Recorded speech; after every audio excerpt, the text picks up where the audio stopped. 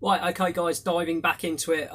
Again, really in a rush this morning because I want to get this done before we get to class because I really need to get you moving on this work for the digital portfolio. So now we're going to have a quick whiz into P2 for the digital portfolio, which requires you to plan the project, planning how you're going to build a digital portfolio and starting to bring some stuff together that will enable you to build the digital portfolio. So there are four elements that you need to cover for the task. You need a timeline of the project itself, a storyboard of the project, structure of the actual site, and the assets you're going to use for the project.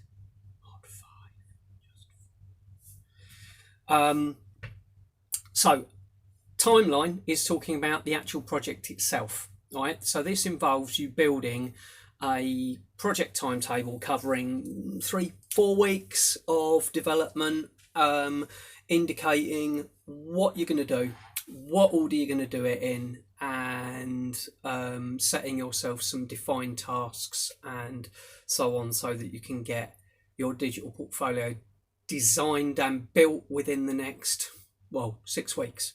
Okay, so you start off with hitting things like finding where you're gonna put the digital portfolio. You're going to do it on Wix or sort of WordPress or something like that.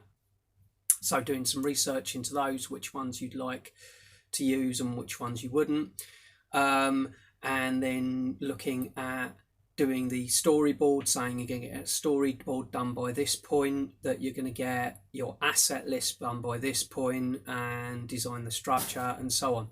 You're going to need to do this pretty quickly in terms of like starting to build it, but then you can start adding other stuff to your project timeline, like building pages, writing certain sections, and so on and so forth. We'll cover this in class, but this is meant to be a quick intro.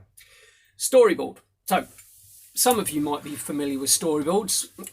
They are the kind of thing they use for films and TV shows, where they will do some rough pictures or scene notes about what's going to happen, and then they can put those in the right order. So very famously, you get things like Star Wars storyboards, and you can buy copies, or indeed sometimes some of the original storyboards. So you get a picture of, say, R2-D2 and C3PO doing something, or with a rough idea maybe of the conversation or the type of conversation that's going on. Storyboard for a website's very similar, except that you'll have it page by page. So you have your front page and then where that's going to lead to, and then you have other pages like about me, or your qualifications or your skills or your achievements, and how they're going to link together. This also links very well into the third part, which is your structure, which will be literally a diagram showing how your two different audiences will go through it: your family and friends and your employers, following potentially different, maybe similar in places, but different routes through your website. It's kind of like a plan for how you would like them to go through it, i.e. you click on employer and it goes to, say, your career aims, and then your bottom you show a button. The main button is qualifications, so you go into qualifications, then you go another button at the bottom that goes in. Now, it doesn't mean that your other audiences can't view that, it just means that you've planned it out a bit so you've got different pages and they highlight different stuff. Okay, so that's where your structure diagram comes in. That is literally a diagram. So you have like this page, and then goes to these two pages, and then goes to this page, and so on and so forth. Really, really simple. You don't have to go nuts on it. Lastly is your list of assets. Got to keep this under 5 minutes because that's what I want to do, because you can't keep your attention, most of you, for more than 5 minutes. Fine, neither can I.